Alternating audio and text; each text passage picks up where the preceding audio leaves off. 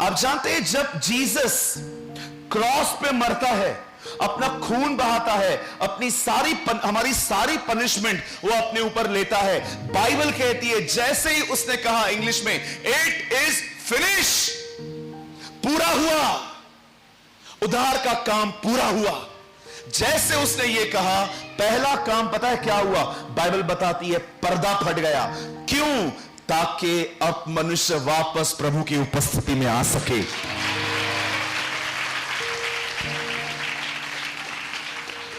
चलिए अपने पास वाले को एक न्यूज दीजिए, उन्हें कहिए खुदा ने आपको पर्दे में बुलाया है।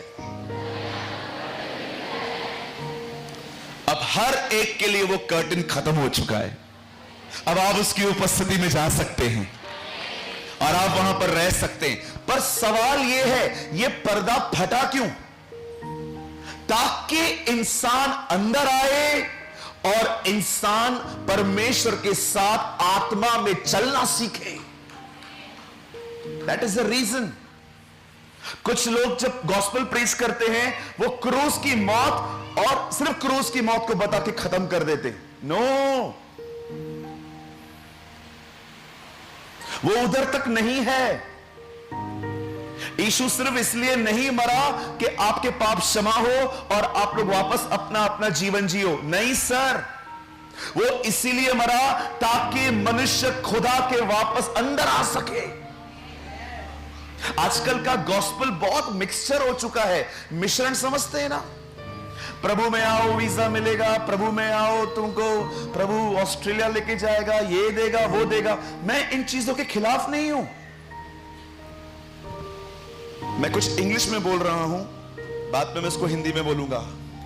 Paul said this gospel is concern about his son. यह सुसमाचार उसके पुत्र का सुसमाचार है, चीजों का नहीं। प्रभु यीशु मसीह आपको अमीर बनाने के लिए नहीं मरा है। नो डाउट वो हमें बरकत देता है, वो चंगाइयां देता है, वो हमारे युद्धों को लड़ता है, लेकिन उसके मरने का ये कारण नहीं था। वह इसीलिए मरा, उसने इसीलिए खून बहाया ताकि वापस परमेश्वर के अंदर पर्दे में जा सके। अगर आप प्रभु की उपस्थिति में नहीं चल रहे हैं, मैं आपको बताना चाहता हूं, you don't understand the full cross. आपने उसके क्रूस को अब तक नहीं समझा है। जानते हैं उस पर्दे में क्या है? वहां परमेश्वर है। बाहर के आंगन में बलिदान होता था, उसके बाहर वाले आंगन में बहुत सारी एक्टिविटी होती थी, लेकिन पर्दे के पीछे कोई काम नहीं है। वहां सिर्फ खुदा है, वहां पर सिर्फ परमेश्वर है।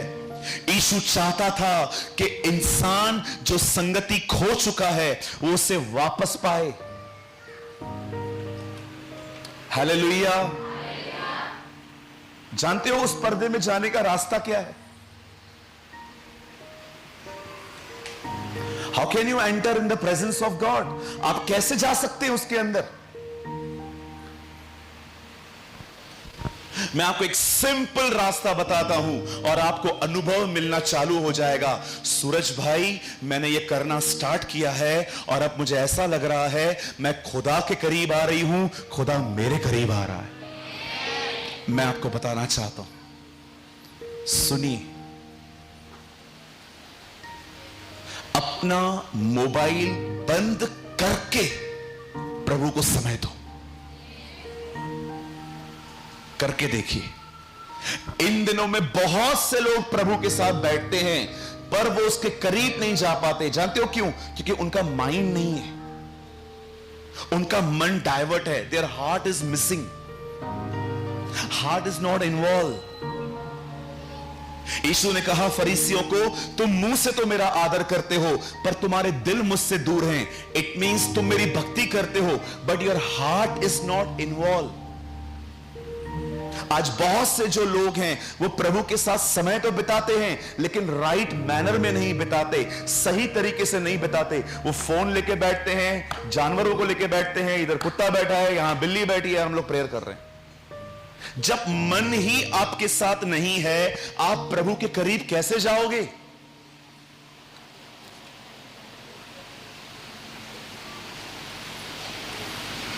हालेलुया। आप समझ पा रहे हैं? यहां देखिए क्या कहा एलीशा ने उस औरत से जिसके घर के अंदर तेल था। एलीशा के पास एक औरत आती है और कहती है मेरा पति मुझे कर्जे में छोड़ के गया है, हम क्या करें? एलीशा ने क्या कहा? आपके पास क्या है? थोड़ा सा तेल है, ले आओ, जितने बर्तन पड़े हैं सब में थोड़ा थोड़ा उंडेलो। और आपको पता है सारे बर्तन उन्होंने मांग लिए, और जैसे बर्तन उन्होंने अंदर रखे, एलीशा को बोलती है हमने सारे बर्तन मांग लिए हैं, अब क्या करना है? बोलता है दरवाजा बंद कर और तेल को उंडेलती जा। आपको पता है एलीशा ये बात जानता था, तेल हमेशा बंद दरवाजों के पीछे बहता है। तेल चाहिए? You want Holi spirit? आप पवित्र आत्मा की भरपूरी चाहते हैं? अपने आप को अलग करो।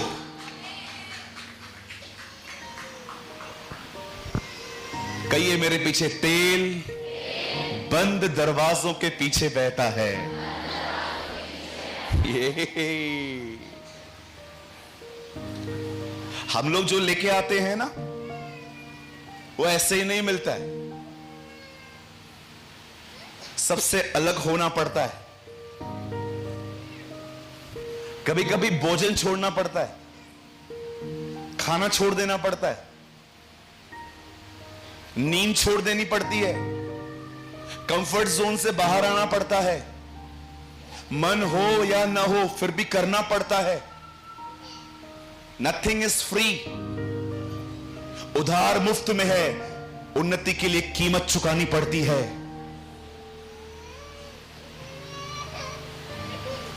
आप जानते हैं क्यों खुदा ने हमें उस पर्दे के अंदर बुलाया है?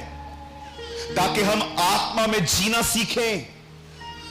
परमेश्वर आत्मा है और वो चाहता है हम भी आत्मा में जिए। क्या अर्थ होता है आत्मा में जिंदगी जीने का?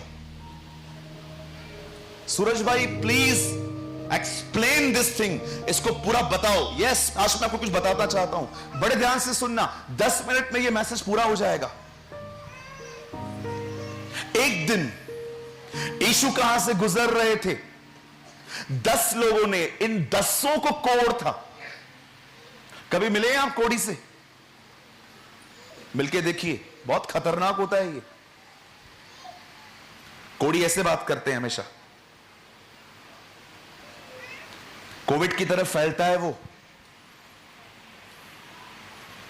मेरे घर के पास में एक जगह है, वहां पर बैठते हैं ये लोग, मैं कई बार गया हूं इनसे मिलने। इट्स अ स्किन डिजीज, चमड़ी में बीमारी है ये।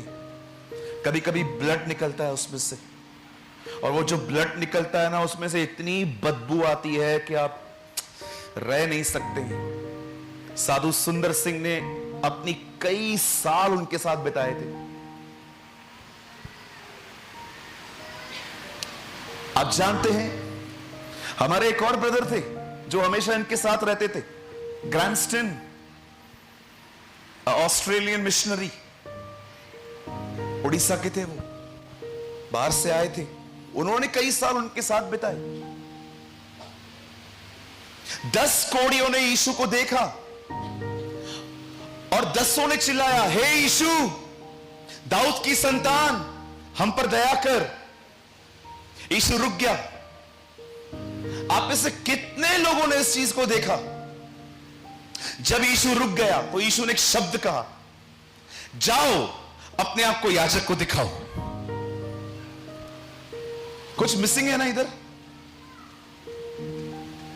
समथिंग इज मिसिंग ना? क्या मिस है? अरे वो चंगे ही नहीं हुए, दे आर नॉट हील्ड।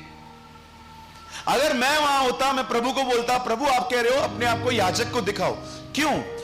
जब भी कोर्ट ठीक हो जाता था ना, तो आप डायरेक्टली अपने परिवार से नहीं मिल सकते थे, पहले याजक के पास जाना पड़ता था। याजक पूरा चेक करता था चमड़ी, अगर वो कहता है कि हां तुम ठीक हो तो ही आप जा सकते हो। मैं प्रभु से पूछता हूं, प्रभु आप उनको कहते हो जाओ याजक को दिखाओ, पहले चंगा तो कर। चंगाई मिली नहीं है,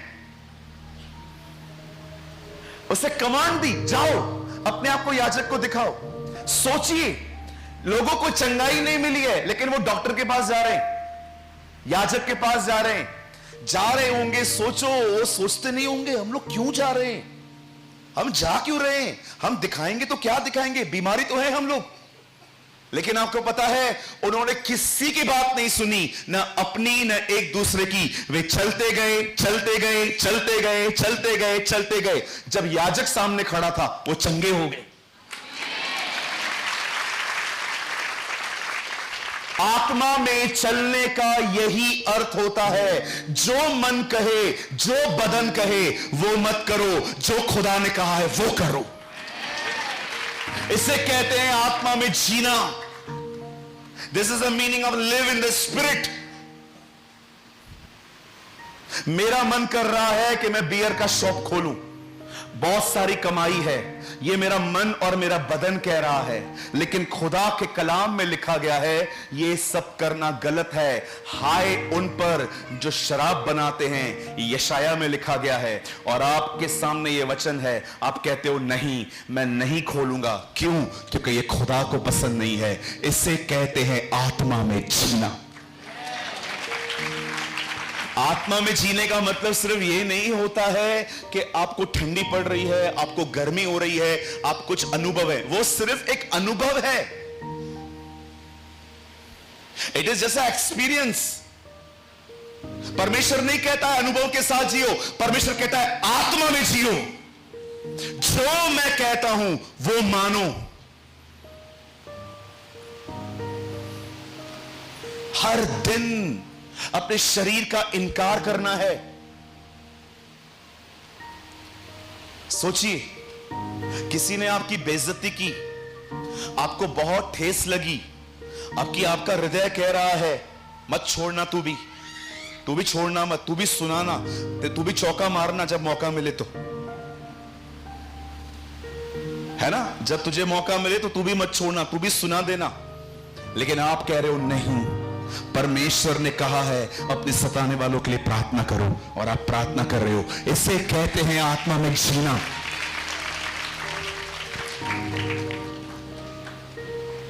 आप जानते हैं कितने सारे लोगों की लाइफ खराब हो गई है क्योंकि वे शरीर के अनुसार जिंदगी जी रहे हैं। एक एग्जांपल दूं मैं आपको, सुनेंगे? आपको पता है एक दिन क्या हुआ? परमेश्वर ने अब्राहम से कहा अपना घर छोड़ और उस जगह पे चला जा जो जगह मैं तुझे दूंगा। कितने लोगों ने पढ़ा है ये? How many? हाथ उठाइए। कितने लोगों ने ये पढ़ा है कि परमेश्वर ने अब्राहम से कहा कि तू यहां से निकल और वहां चला जा? आपने पढ़ा? अब अब्राहम वहां पहुंच गया, परमेश्वर ने कहा तू यहीं पर रह। लेकिन जानते हो अब्राहम ने क्या किया? अब्राहम वहां से आगे चला गया। क्यों? क्योंकि उस जगह पर अकाल था, रोटी नहीं थी। और जब वो आगे गया, पता है आगे क्या था? कहिए बाजू वाले को, मिस्र है, दुनिया। सीधा आत्मा में नहीं चलोगे ना, दुनिया में पड़ जाओगे। और जब दुनिया में, बोलिए मेरे पीछे, अगर हम दुनिया में जाएंगे, हम कुछ ऐसा लाएंगे जो हमारे ही गले की हड्डी बनेगी। जब भी लोग दुनिया में गए हैं ना, वो उधर से कुछ ऐसा लेके आते हैं जो सालों तक उनका पीछा नहीं छोड़ता।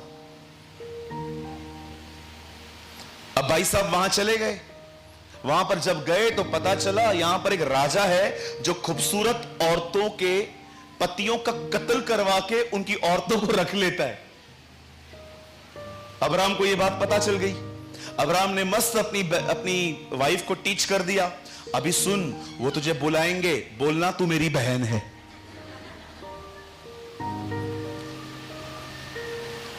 आप सोचिए, वो कहता है तू बोलना मैं तेरी बहन हूं, और ऐसा ही हुआ। अब्राहम ने झूठ बोला, और जैसे ही अब्राहम ने झूठ बोला, अबीमेलेक को परमेश्वर ने कहा, इस औरत को टच मत करना। क्यों? ये नबी की पत्नी है, नबी झूठ बोल रहा है।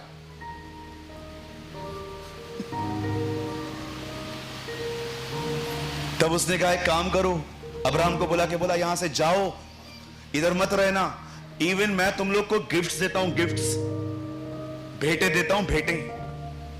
और लिखा है उसने अब्राहम को बहुत सारी भेंट दी, और वहां पर लिखा है उसने उससे बहुत सारे दास और दासियां भी दी। उन्हीं दासियों में एक दासी आ गई, हाजरा। कहिए, जब भी दुनिया में जाएंगे कुछ ऐसा लाएंगे जो सालों तक पीछा नहीं छोड़ेगा। आगे चल के आप देखिए क्या हो गया, आपको सब पता है। मेरे भाइयों, मेरी बहनों, अपनी फीलिंग्स की मत सुनो। मुझे लगता है, मुझे लगता है, मुझे लगता है, जरूरी थोड़ी है जो आपको लगता है वो सही है।